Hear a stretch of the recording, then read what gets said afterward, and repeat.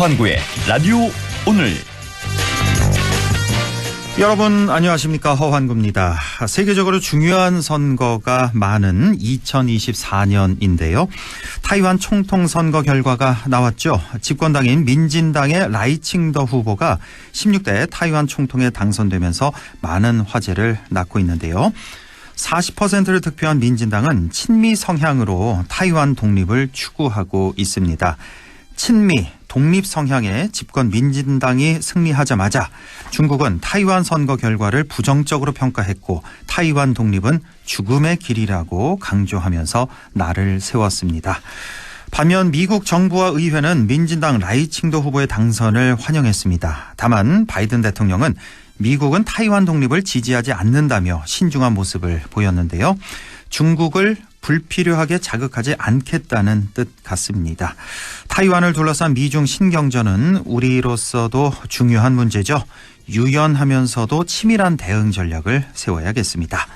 1월 15일 월요일 라디오 오늘 광고 듣고 시작합니다. 타이어 바꿀 때 타이어뱅크 창립 33주년 방문 고객 3천만 명 돌파 기념 타이어 3+1 할인 행사. 타이어를 바꾸면 벤츠가 따라온다. TV와 아이패드까지 대한민국 물가 잡는 타이어뱅크 매장에 방문하세요. 타이어 바꿀 때 타이어뱅크. 이벤트 기간 3월 31일까지. 자세한 내용 홈페이지 참조. 1954년부터 이어온 대한민국 SUV 헤리티지 70년. KGM이 새로운 100년을 향해 달립니다. KGM 70주년 이벤트. 3월까지 토레스 구매 또는 상담 고객 중 196명 추첨 골드바를 드립니다. 0.7% 초저리 할부와 모든 상담 고객 커피 쿠폰 증정. 지금 KGM 전시장에서. 자, 문제 나갑니다. 올겨울 모두가 가장 내리기 원하는 비는? 겨울비, 사랑비, 가스비. 올겨울 대성 S라인 콘덴싱으로 대한민국 곳곳에 내려질 가스비를 경험해보세요. 대성이 내일을 위합니다. 대성 보일러. 네, 라디오 오늘 월요일 순서 시작합니다. 1부 양승진의 슬기로운 뉴스 생활 함께하겠고요. 2부 이슈 오늘에서는 올해 4월 총선이 있죠. 벌써 예비 후보 등록이 시작됐는데요. 화제의 예비 후보를 만나봅니다. 잠시 후 안동 예천 지역구 국민의힘 김의승 예비 후보를 연결해 보겠습니다. 이어서 안상준의 세상 읽기도 함께하겠습니다. 라디오 오늘 유튜브로도 다시 들으실 수 있습니다. 많은 애청 바랍니다.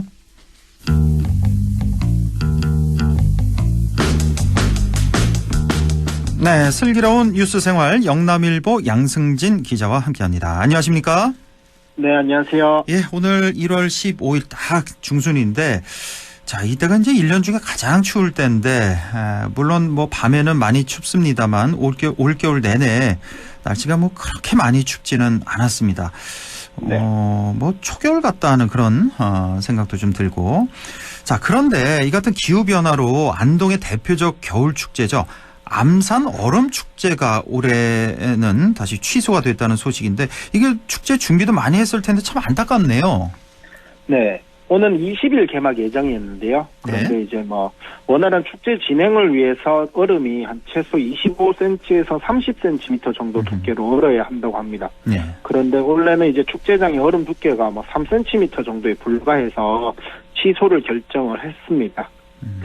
매년 20만 명 이상이 찾는 지역의 대표적인 얼음 축제인 이제 암산 얼음 축제는 결국은 이제 얼음이 얼지 않아서 축제를 개최할 수 없게 됐는데, 그래서 안동시가 원래는 축제를 위해서 날씨가 따뜻해졌기 때문에 축제를 하기 위해서 다양한 프로그램들, 얼음 타는 것만이 아니라 다른 프로그램들을 마련하는 등 준비에 열은 기울였는데, 결국은 얼음이 얼지 않게 되면 안전 문제로 이어질 수 있다, 이런 판단을 해서 축제 개최를 취소하기로 결정을 했고요. 예. 대신에 결빙 상태에 따라서 개인이 운영하는 스케이트나 썰매, 얼음 낚시 같은 경우에는 체험장이 운영을 하기로 했습니다. 아, 그렇군요.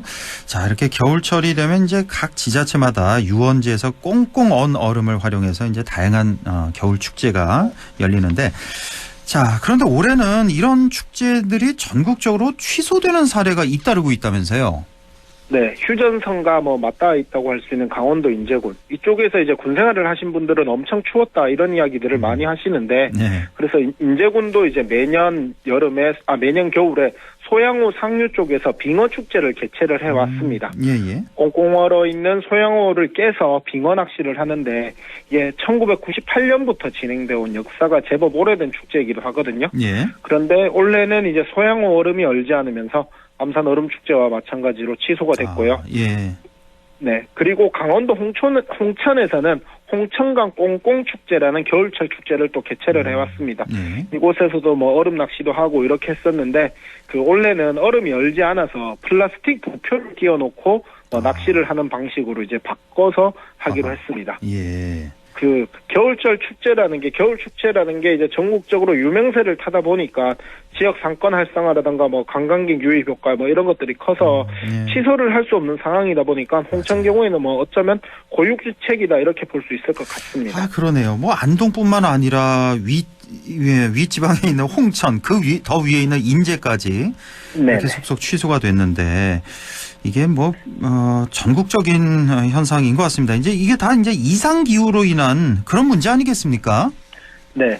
그 안동에는 지난해 12월 그러니까 지난달이죠. 이례적인 겨울 위기와 이상 고온이 이어졌습니다. 예. 그 대구 기상청에 따르면 지난달에 안동 지역의 강수량이 76mm로 2022년 3.8mm에 비해서 20배 이상 늘었거든요. 예. 그래서 평균 기온은 또 영하 2.9도였는데 2022년에 그런데 작년 기준으로는 영상 0.9도로 한 2도 3도 정도가 올랐고요. 예. 기온이 오르고 또 많은 빗물이 유입되다 보니까 자연스럽게 얼음은 얼지 않게 됐습니다.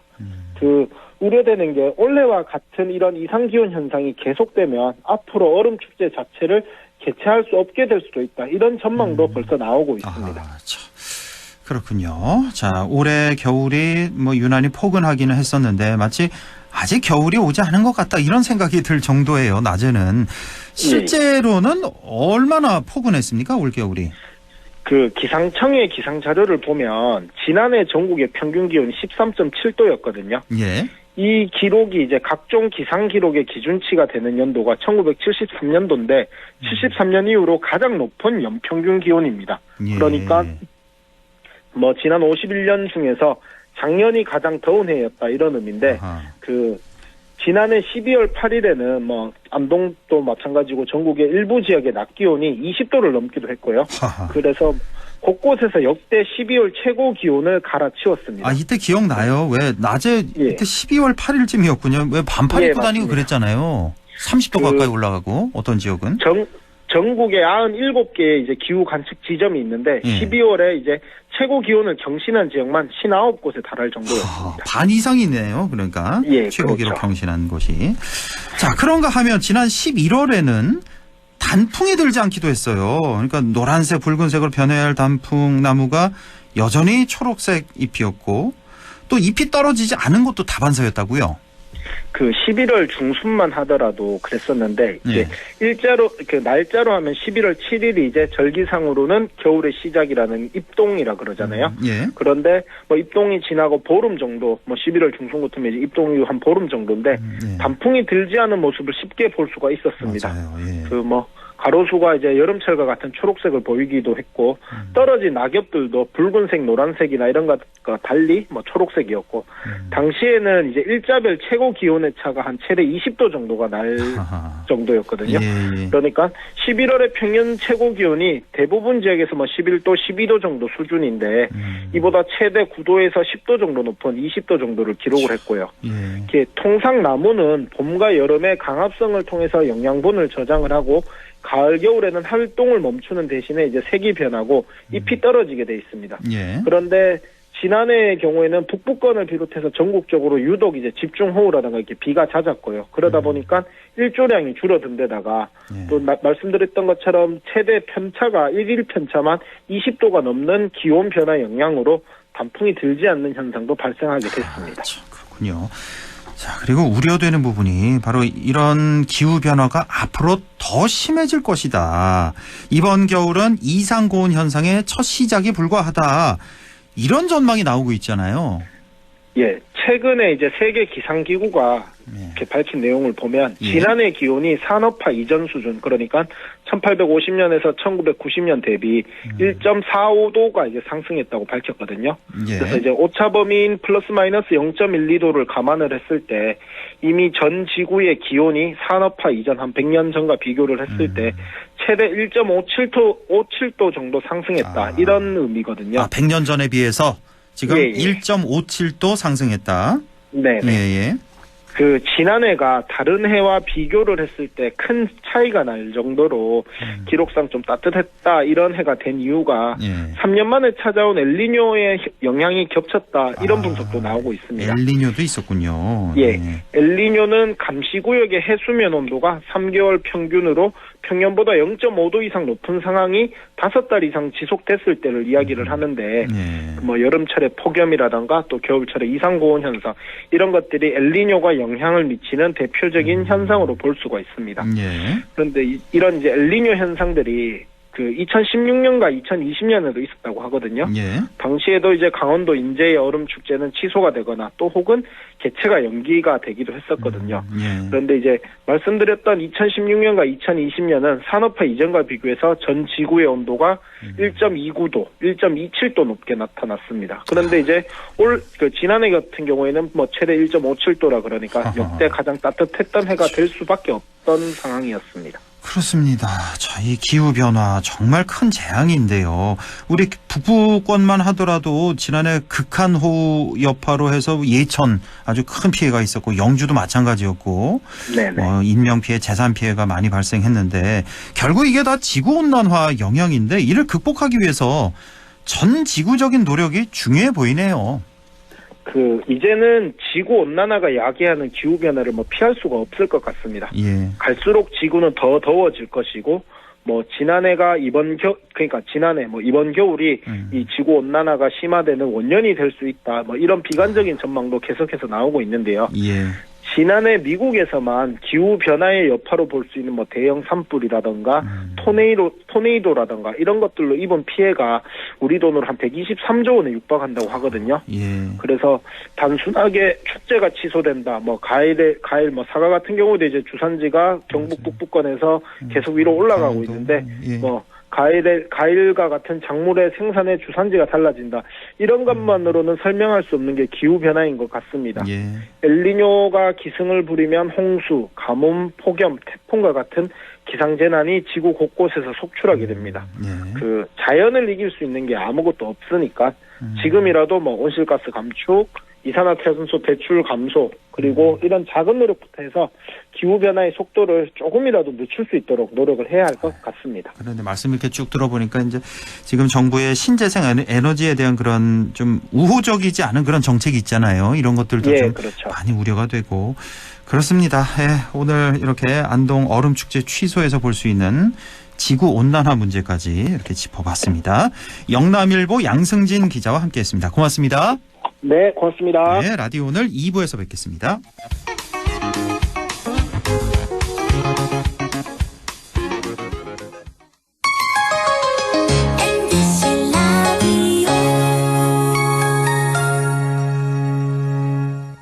나에게 딱 맞는 대학, 나에게 꼭 맞춘 대학.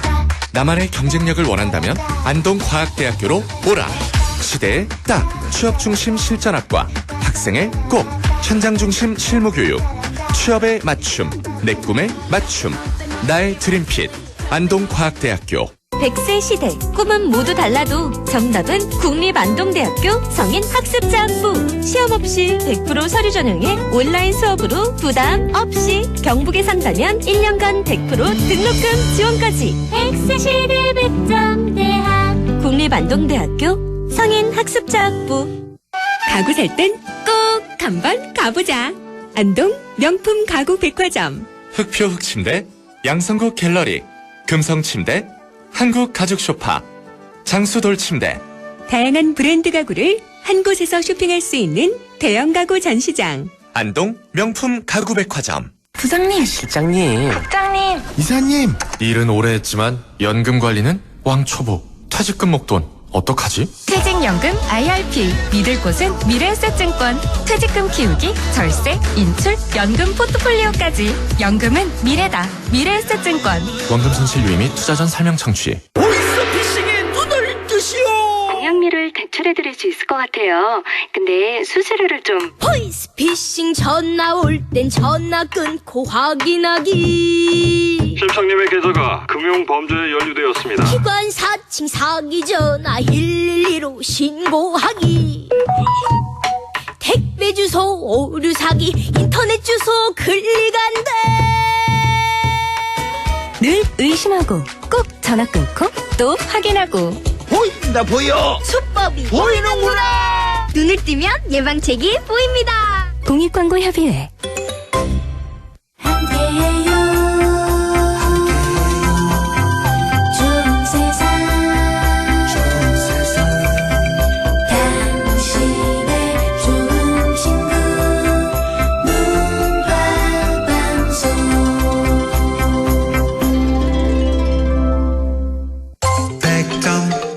MBC 라디오. 네, 6시 21분 2초 지나고 있네요. 이슈 오늘 시작합니다. 올해 4월에는 국회의원을 뽑는 중요한 선거가 있죠. 벌써 예비 후보 등록이 시작됐는데요. 우리 지역에는 어떤 인물이 출마 준비를 하고 있을까요? 화제의 예비 후보들 만나봅니다. 안동 예천 지역구 국민의힘 김의승 예비 후보 연결해서 얘기 나눠보겠습니다. 김의승 후보님 안녕하십니까? 예, 안녕하십니까. 예, 반갑습니다. 자, 우리 반갑습니다. 지역에서는 벌써 화제인데요. 잘 모르시는 분들을 위해서 본인 소개를 좀 먼저 해 주시죠. 예. 제22대 국회의원 선거 안동시 예천구 선거구의 국민의힘 예비후보 김의승입니다. 예, 저는 안동 기란면 천지리에서 태어났고요. 예. 안동에서 초중고를 졸업하고 대입 원서를 내기 위해서 처음으로 난생 처음 서울로 올라갔습니다. 예. 그 이후에 대학을 졸업하고 행정고시에 합격해서 93년부터 공직에 입문해서 작년 연말까지 약 30여 년을 직업관료로 일했습니다. 예. 첫 보직이었던 용산구청 청소과장에서 시작해서 여러 보직을 거쳤고 지난 2022년에 오세훈 서울시장의 제청과 또 윤석열 대통령님의 임명으로 천만 서울 시민의 살림살이를 총괄하는 차관급 서울시 행정 일부 시장으로 임명이 돼서 1년 반 정도 일을 했습니다. 예. 이제 지난달에 이제 행정 일부 시장을 퇴직하고 지역 발전을 위한 일꾼이 되기 위해서 이제 고향으로 돌아왔습니다. 네. 안동과 예천에 계신 분들을 지금 뵙기 시작하고 있는데 이제 한 보름 정도 지난 것 같습니다. 네. 말씀해 주신 대로 예천과 안동 지역 주민들이 따뜻하게 맞이해주고 또 기대와 희망 섞인 메시지도 함께 주셔서 정말 큰 힘이 되고 있습니다. 아, 그렇군요. 예. 서울시에서 이제 공직 생활 꼭 30년 예. 하신 건가요? 아니면 몇 달 조금 빠지나요? 30년에서 만으로.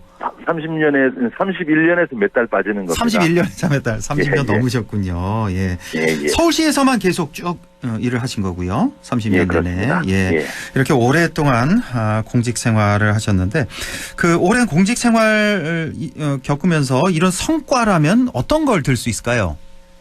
예, 지난 제가 근무했던 그 30년 동안 그 대한민국의 수도 서울이 보낸 시기는 한마디로 말씀드리면 격동의 시기였다고 말씀드릴 수 있을 것 같습니다. 예. 그렇지만 오늘날 그때 대한민국의 수도 서울이 전 세계인이 부러워하는 글로벌 선도도시로 성장하는데 저도 나름 일조할 수 있었다는 점에서 굉장히 뿌듯함을 느낍니다. 예. 이게 이제 또 순탄한 길인만은 아니었습니다. 지금까지 오면서 그동안 수많은 시련도 있었고 또 도전도 있었습니다. 그 해결 방안의 중심에 또 제가 항상 서 있기도 했습니다. 예. 예를 들면 2011년도에 서울에서 우면산 산사태가 발생했을 때 예. 제가 현장 지휘본부의 총괄반장을 맡아서 피해 복구를 총괄하기도 했고요. 예. 2015년에 또 그 메르스가 발생했을 때는 서울의 관광국장으로 서울 관광 활성화를 위해서 중국 현지를 직접 방문해서 마케팅 활동을 펼치기도 했습니다. 예. 그 중에서도 이제 성과라고 하면 아무래도 이제 고향과 관련된 일을 할 때가 굉장히 더 뿌듯했던 것 같습니다. 예. 예를 들면 제가 경제정책실장으로 일할 때 경상북도하고 함께 협력을 해서 청년이 머무르는 경북이라는 뜻으로 이제 청정 경북이라는 프로그램을 운영했는데요. 예. 이 내용은 이제 서울 청년들을 그 경북의 뭐 안동, 영주 등지로 이제 보내서 이 서울 청년들이 취업할 기회나 혹은 창업할 기회를 찾도록 지원하는 프로그램이고 예. 또 서울 청년들을 받아서 이제 지역 경제 활성화도 시키는 프로그램인데 예. 이런 프로그램 할 때 굉장히 기뻤었고요. 또 뭐 최근 일로는 역시 이제 안동시하고 서울시의 그 교류 협력 강화 MOU 체결을 했던 것이 큰 보람으로 느껴집니다. 뭐 이 MOU는 제가 사실은 오세훈 시장님께 강력히 건의를 드려서 성사가 되었는데요. 이런 부분이 이제 잘 확대가 되면 앞으로 뭐 안동과 예천에서 생산되는 지역 대표 농산물을 서울 광장에서 전시 판매도 하고 또 예천과 안동의 관광지에 뭐 서울 시민들이나 또 해외 관광객들이 함께 몰려올 수 있도록 하는 도농 상생의 모범 사례도 만들 수 있을 것 같아서 굉장히 보람을 느꼈습니다. 뭐 30년간 있었던 일, 뭐 성과를 꼽자면 뭐 한두 가지가 아닐 텐데 뭐 이 정도로 간추려 주셨는데 글쎄 뭐 이런 질문 좀 드려도 될지 모르겠는데 지난 30년 동안 여러 명의 이제 서울시장과 함께 일을 하셨잖아요. 예, 그렇습니다. 가장 그 중에서 이제 가장 좀 점수를 많이 주고 싶은 역대 시장이 있다면 누구를 들 수 있을까요? 이 방송을 시장님이 혹시 들으시면 섭섭하실지 모르겠는데요. 오세훈 시장. 일단은, 오세훈 시장님이 이제 10년 만에 다시 서울시로 돌아오셔가지고 같이 손발을 맞춰서 일을 했었기 때문에 오세훈 시장님이 가장 또 기억에 남고요. 그리고 또 이제 오세훈 시장님과 함께 전임 시장 때 그 있었던 일부 이제 그 무분별한 시민단체에 대한 지원 이런 것을 바로잡기 위한 서울시 바로 세우기 사업을 제가 이제 기조실장을 하면서 기획조정실장을 하면서 총괄했던 기억이 있습니다. 그래서 굉장히 보람도 있었고요. 또 과거에는 제가 또 그 MB 이명박 대통령님께서 서울시장을 하실 때 그때 이제 제가 그 정책 비서관으로 시장실 비서실에서 일한 적이 있습니다. 그래요. 그때 이제 그 일을 하는 방법, 그 민간에서 최단시간 내에 CEO로 올라간 그 우리 이명박 그 당시 서울시장님의 그 일하는 방식에 대해서도 굉장히 또 감명을 받았던 기억이 있습니다. 그렇군요. 예. 뭐 이명박 전 대통령에 대한 뭐 공과가 분명히 있습니다만 그 시장 재임 시절에 정말 그렇게 열심히 일을 하시던가요? 그거는 인정하십니까? 예. 그렇게 보도가 많이 돼서요. 잠을 거의 안 주무시는 게 아닌가 싶을 정도로 그 일을 하시고 했었고 뭐 이제 아까 이야기하신 대로 물론 그 이제 대통령님으로 이제 가신 이후에 뭐 여러 공과도 있습니다만 서울시장 재임 시절에는 우리 서울시에 있는 직원들이 우리가 서울시 직원인 게 서울시 공무원인 게 정말 자랑스럽다라는 생각을 할 정도로 몸은 힘들어도 뭐 그 보람 있게 일할 수 있도록 만들어 주셨던 것으로 기억이 됩니다. 그렇군요. 예. 자, 그 안동시 기란면 아까 그 천질이라고 하셨나요? 거기서 이제 태어나시고. 그럼 초중고는 안동 시내에서 나오시고요. 안동 시내에서 되시고. 자, 우리 김의성 예비 후보님께 안동은 어떤 곳인가요? 한마디로 말씀드리면 뭐 안동 예천은 저에게 무척 그 자랑스러운 고향입니다. 뭐 대표적으로 이제 한국 정신문화의 수도 안동, 또 충녀의 고장 예천 뭐 이렇게 되어 있어서 경상북도의 그 도청 중심 도시이고 또 가장 한국적인 전통 문화를 간직한 곳입니다. 이런 그 지역의 전통 문화 또 아름다운 자연 속의 문화유산은 사실은 대한민국을 넘어서 그 세계적인 대표 관광 도시로 발전할 무한한 가능성을 안고 있다고 봅니다. 하지만 안타깝게도 지금 현재는 또 그 전국적인 그 지방 소멸의 위기 속에서 좀처럼 그 새로운 도약의 전기를 만들어내지 못하고 있는 것도 현실이 아닌가 싶습니다. 또 그런 점에서 고향 안동은 또 안타까움의 대상이기도 합니다. 우선 그 초저출생 추세에 더해서 그 지역의 젊은이들이 뭐 수도권 등지로 빠져나가면서 이런 문제의 심각성은 갈수록 증폭되는 상황인데요. 앞으로 지역의 산업들을 제대로 좀 활성화하고 유수 기업들을 적극적으로 유치해서 우리 도심에 좀 새로운 활력을 불어넣어야 된다고 생각합니다. 예. 그러면 도청이 소재한 그 경상북도의 중심 도시이자 또 앞으로 건설될 대구 경북 신공항의 배후 도시로서 미래 청사진을 확실히 그리면 인구 소멸 도시에서 인구 성장 도시로도 갈 수 있을 것으로 그렇게 믿고 차분히 준비하고 있습니다. 알겠습니다. 예. 안동 예천 지역구 국민의힘 김의승 예비 후보와 얘기 나누고 있는데요. 자, 저희가 뭐 준비된 시간이 좀 한정적이어서 조금 빨리 진행을 좀 하겠습니다. 자, 이번에 이제 출마를 결심하시게 된 배경, 그 출마의 변 간략히 좀 말씀해 주신다면요.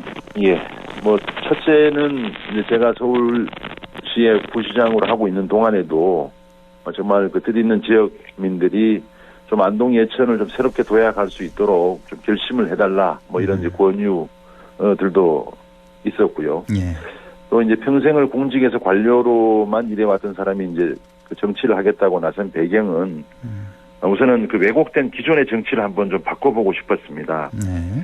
저는 그 정치라는 것은 기본적으로 국민의 삶을 보듬어 안는 것이고 또 국민들이 그 내일에 대한 희망을 키워갈 수 있도록 만들어야 되는데 최근에 보면 스스로 그 도덕성의 치명적 결함을 갖고 있는 야당이 다수라는 이유로 우리 윤석열 정부의 국정 운영에 사사건건 그 발목을 잡고 있기 때문에 이런 상황을 좀 바꾸는 공직 생활을 통해서 얻은 그 정책 전문가로서 좀 정책 대결을 하고 싶은 마음 이런 마음에서 이제 출마를 결심했고요. 예. 지금까지 말씀드린 것과 또 이제 관련되는 부분이기도 합니다만 미래를 준비하는 그 보수의 가치를 좀 확실히 세우고 싶었습니다. 예. 우리 사회에서 뭐 이른바 좌파 혹은 그 진보를 표방하는 측에서는 뭐 미래에 대한 준비보다는 당장의 인기에 영합하고 뭐 당장 나라의 국간이 좀 거들나더라도 지금 퍼주기를 하자 뭐 이런 주장도 하기도 하는데요. 네. 저는 서울시에서 이제 서울시 바로 세우기를 주도하면서 일부 시민단체들이 약간은 좀 위선적인 모습 또 도덕 불감증에 좀 걸려있는 모습들을 가까이에서 보면서 이런 부분을 좀 바로 잡아야 된다. 그렇게 하기 위해서는 제대로 실력을 갖춘 인물들이 우리 당에 많이 포진할 때 국민들도 좀 희망을 가지고 또 앞으로 나아갈 수 있고 보수의 진정한 가치도 느껴질 수 있을 것입니다. 네. 그런 점에서 또 이제 결심을 했고요. 또 하나는 뭐 그 현재 지방 소멸 위기에 있는 우리 안동 예천 지역에 대한 이제 고향을 둔 이제 저로서 뭐 늘 항상 출향민이라고 하더라도 이제 고향에 대한 애틋한 마음은 뭐 한결 같지 않겠습니까? 예. 그런데 안동 예천 지역에 대한 제 스스로의 그 무거운 책임감 뭐 이런 것들이 종합적으로 제가 이번에 출마를 결심하게 된 요인이 되었습니다. 예, 알겠습니다. 최소한 뭐 지역민들이 그래도 모두가 힘들고 어려울 때 뭐 최소한 저 사람이라면 우리가 좀 믿고 이야기를 할 수 있겠구나. 뭐 이런 그 믿음을 주는 정치인 좀 필요하지 않겠습니까? 예. 그런 역할을 하고 싶습니다. 예. 당 공천 여부가 또 중요하지 않겠습니까? 근데 지금 안동 예천 지역구 같은 경우는 김형동 현역 의원도 있고 그리고 또 좀 예상되는 게 대통령실 출신이나 또 뭐 검찰 출신이 내려올 가능성을 뭐 완전히 배제할 수도 없는 그런 상황이고요. 예. 자, 우리 김의승 예비 후보님은 공천 어떻게 전망하시는지요? 예, 지금 뭐 현역 의원님 말씀하셨습니다만 우리 김영동 의원님께서도 열심히 지역을 위해서 일을 해주셨고요. 예. 또 이제 이번에 그 우리 당을 혁신하는 그리고 또 새롭게 총선 승리를 준비하는 당 비상대책위원회가 출범했고 4월 10일 있을 그 총선 후보자 공천 작업을 총괄할 공천관리위원회도 구성이 완료됐죠. 예. 우리 한동훈 비대위원장님께서는 그 총선 불출마를 선언하시면서 스스로 기득권을 모두 버리고 오직 총선 승리를 위해서 매진하고 있습니다. 위원장께서 이제 공천과 관련해서는 몇 가지 원칙을 밝히셨죠. 공정한 공천, 설득력 있는 공천, 또 이기는 공천을 하겠다고 하셨고 이번에 출범한 그 정영환 그 공관위원장님께서도 공천 기준에 대해서는 국민들이 좋아하는 사람, 또 국민 뜻에 맞는 사람을 골라야 할 것이다고 이제 밝히셨습니다. 네. 아마 그 기준에 부합하는 우리 안동 예천 지역의 인물은 누구일지 아마 당에서도 충분히 고민해 주실 것으로 믿고요. 저는 공정한 공천이 있을 것으로 보고 이른 새벽부터 밤늦은 시간까지 우리 지역의 미래를 걱정하시는 지역 주민들과 꾸준히 소통해 나가고 있습니다. 아마 결국에는 우리 안동 예천의 유권자분들이 잘 판단해 주실 것으로 믿습니다. 네, 지금 뭐 스스로 생각하는 그 공천장을 받을 확률 한 어느 정도로 예상하십니까? 제가 여기서 답변을 잘 드려야 될 것 같은데요. 그래서 너무 많이 나올 것으로 생각하면 또 이제 뭐 좀 건방지게 보일 수도 있어서 좀 조심스러운데 뭐 솔직히 아무튼 최선을 다하겠다는 말씀드립니다. 퍼센테이지를 말씀드리는 것은 좀 적절하진 않을 것 같고요. 알겠습니다. 매우 긍정적으로 생각하면서 최선을 다하겠습니다. 한 가지만 더 공천 관련해서 지금 김영동 현역 의원이 지금 비대위원장 비서실장을 맡았잖아요. 예. 이거는 저 공천에 어떤 영향을 줄까? 뭐 어떻게 판단하십니까? 뭐 그 부분도 제가 판단할 것은 아니고요. 우리 한동훈 비대위원장님께서도 미리 공천을 결정된 사람은 없다라고 요 최근에도 밝히지 않으셨습니까? 예.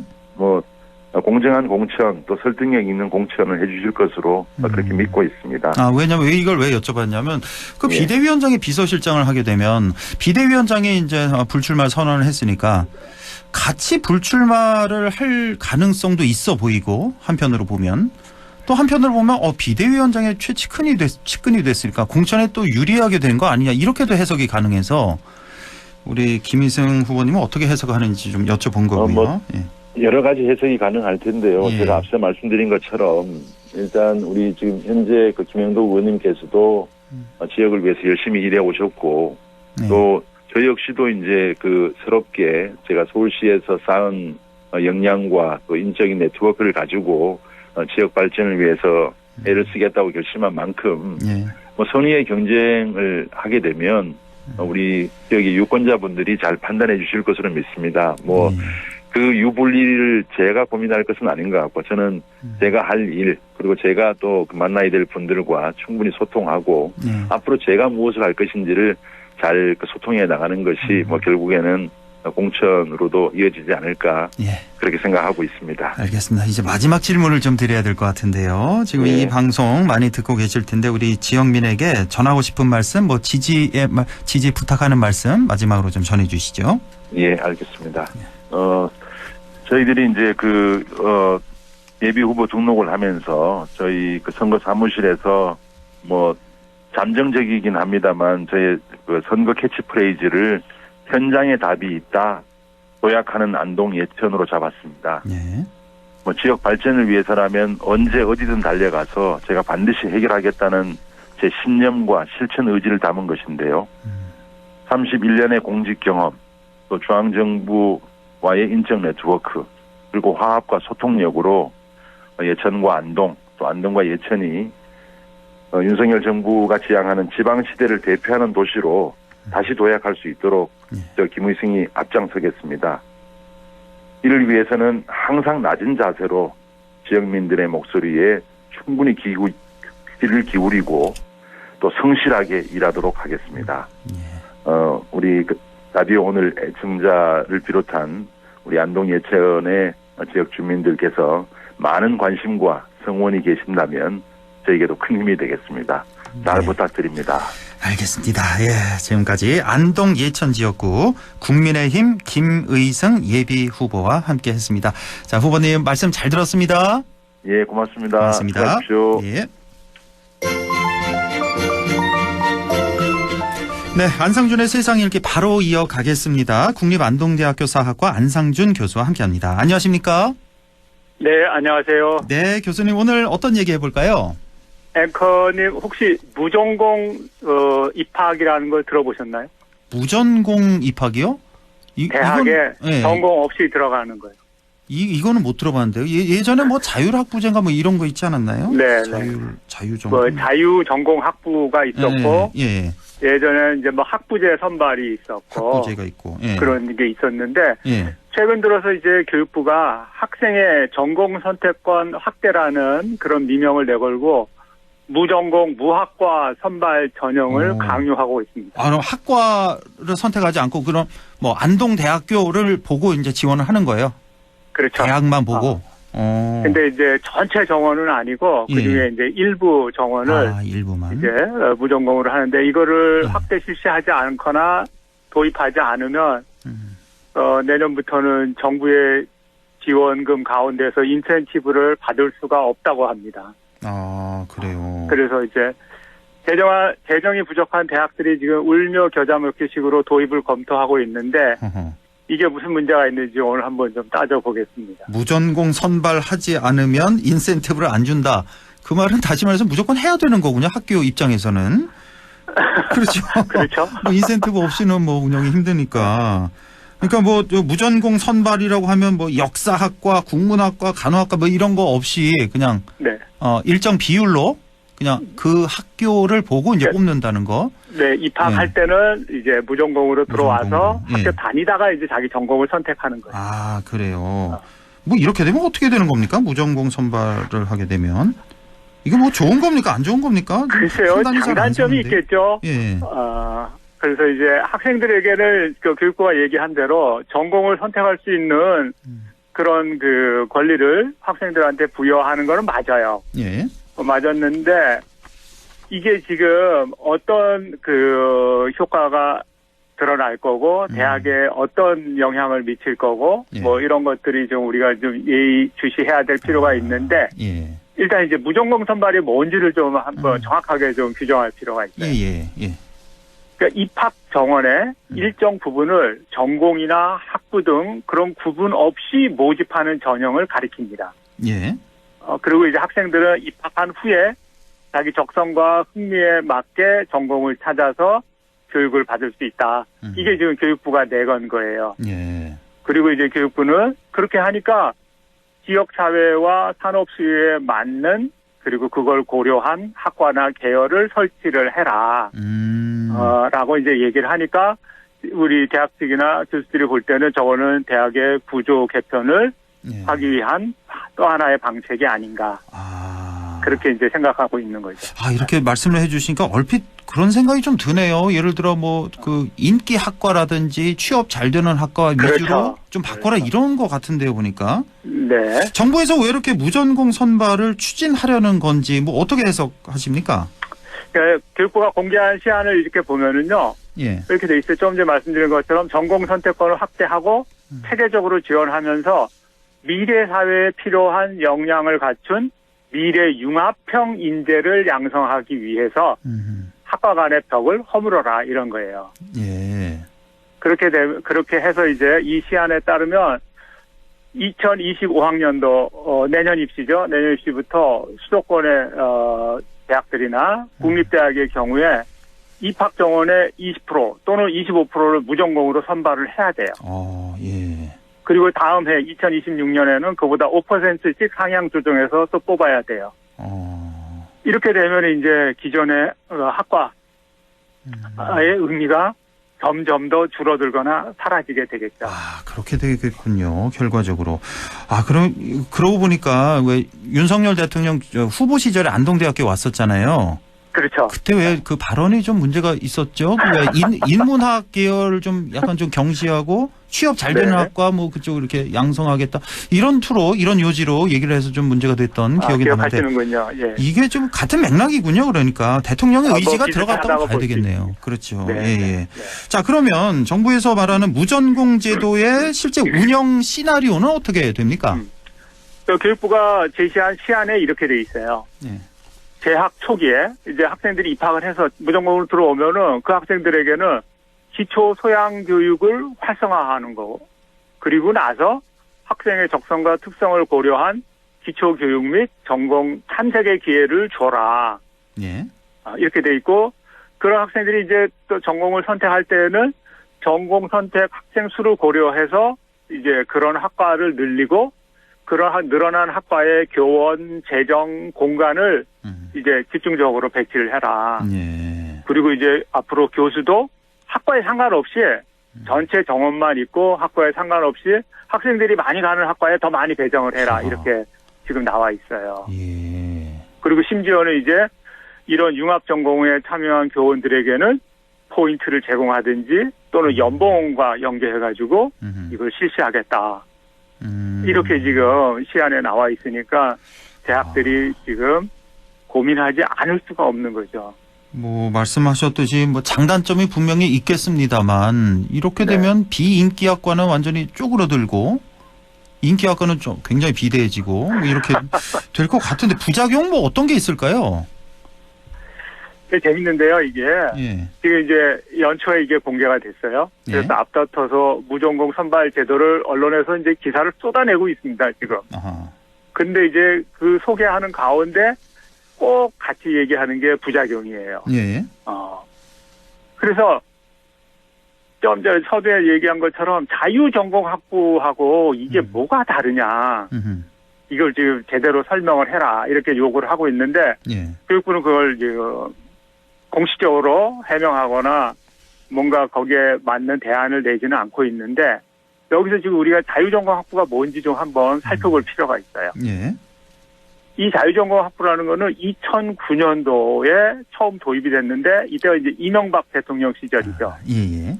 이걸 도입할 때 어떤 기치를 내걸었냐면 미래 인재를 양성하기 위해 융합학문을 가르쳐야 된다. 라고 얘기했어요. 지금 무전공으로 지금 뽑기 위해서 내건 모토하고 똑같아요. 똑같네요.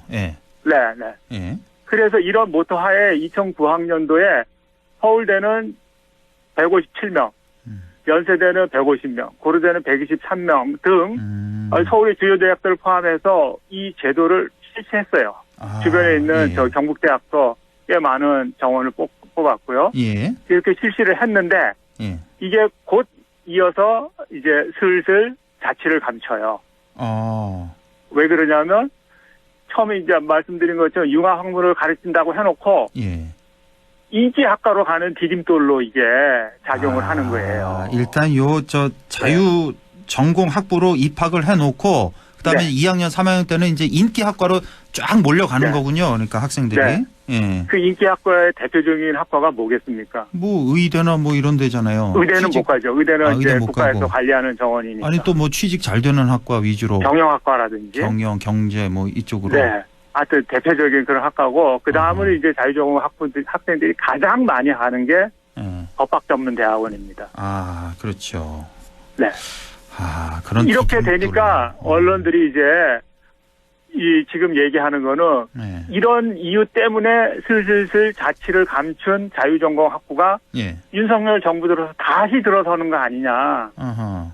그러면 아무런 반성 없이 지금 또다시 졸속으로 밀어붙이는 이 교육부의 태도가 타당하냐. 그리고 부작용을 방지하기 위한 대안은 있냐라고 지금 언론에서 지금 질문을 하고 있는데 거기에 대해서는 교육부는 묵묵부답입니다. 그러니까 15년 전에 똑같은 걸 경험을 했는데 부작용도 우리가 확인을 했단 말이에요.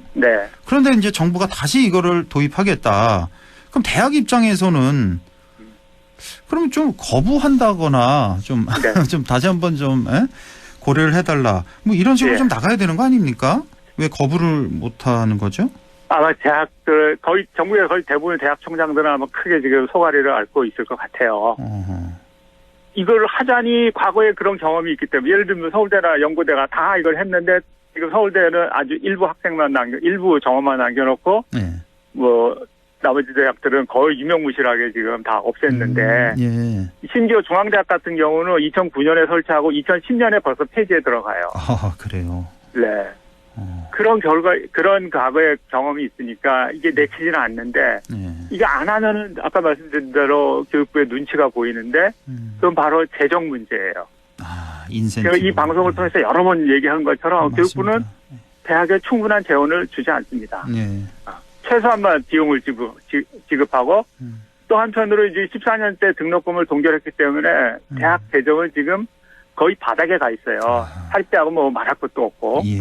이런 상황에서 지금 정원 가지고 이렇게 압박을 해 들어오는데 총장들이 누가 드러내놓고 이거 반대합니다 이렇게 얘기하겠어요. 그러네요.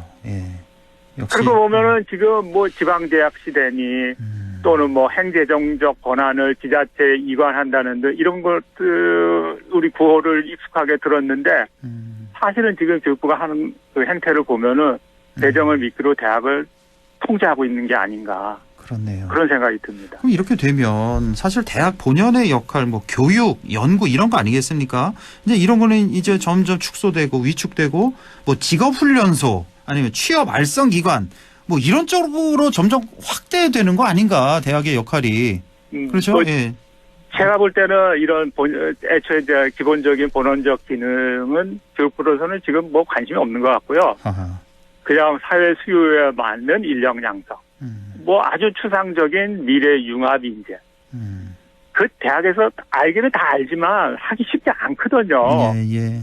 그리고 상당히 치밀한 준비를 거치고 구성원들 간에 합의를 하고 프로그램을 만들고 그렇게 해야지만이 지금 이게 그런 데다가 또 재원도 많이 쏟아붓고 이렇게 해야지만이 하는 건데 지금 또다시 지금 이거를 미래 융합 인재 양성을 모토로 내걸고 하는 거는 제가 볼 때는 이거는 또 한 번의 과거의 경험을 제대로 반성하지 않고 또다시 밀어붙여서 이 알 수 없는 대학의 미래로 이제 밀어넣는 그런 그 꼴이 되지 않나 그런 생각이 들고 근데 재밌는 거는요 이렇게 강압적으로 하면서 교육부가 하는 말은 항상 자율적 혁신이라 그래요. 자율적 혁신 말은 네. 말은 늘 그렇게 합니다. 이걸 지금 국민들을 현혹하는 거죠. 자 그럼 이제 구체적으로 보면은 지금 올해 지금 이런 사업비로 혁신을 위한 사업비 국립대학 육성을 위한 사업비로 무려 한 1조 4천억 원 정도가 내려오는데 이 중에 인센티브가 60%예요. 아이고. 작년에는 40%였는데 올해 그걸 20% 인상을 시켜서 인센티브의 비중을 이렇게 늘려놓고 알겠습니다. 또 이렇게 혁신 안 하면은 안 줘. 이렇게 얘기하고 있는 거거든요. 알겠습니다. 총장들이 이거 어떻게 할까요? 이거. 교수님 지금 시간이 한 30초 정도밖에 안 남아서요. 오늘 결론 좀 간단히 좀 내려주시죠. 예. 그 학생들이 몰리는 학과와 전공의 모든 재원을 집중하자 그러면은 이제 이 제도의 뭐 성패와 상관없이 정말 인문학이나 기초과학이나 이런 분야는 고사될 위기가 점점 더 짙어지고 또 수도권 대학 쏠림 현상이라든가 대학 간 서열화는 더욱더 심해질 겁니다. 이렇게 되면은 이제 전체 대학 체제가 무너질 거라고 예상이 되는데 교육부는 대학의 여론을 신중하게 수렴하고 이 제도에 대한 근본적인 대안을 내놓아야 될 것 같습니다. 예, 알겠습니다. 오늘 이렇게 무전공 선발에 대해서 알아봤습니다. 교수님 항상 제가 느끼는 건데 너무 내용이 항상 알차고 또 수준 높은 그런 내용들에서 항상 감사합니다, 교수님. 오늘 여기까지 하겠습니다. 네, 별 말씀을요. 네. 네, 고맙습니다. 지금까지 국립안동대학교 사학과 안상준 교수와 함께했습니다.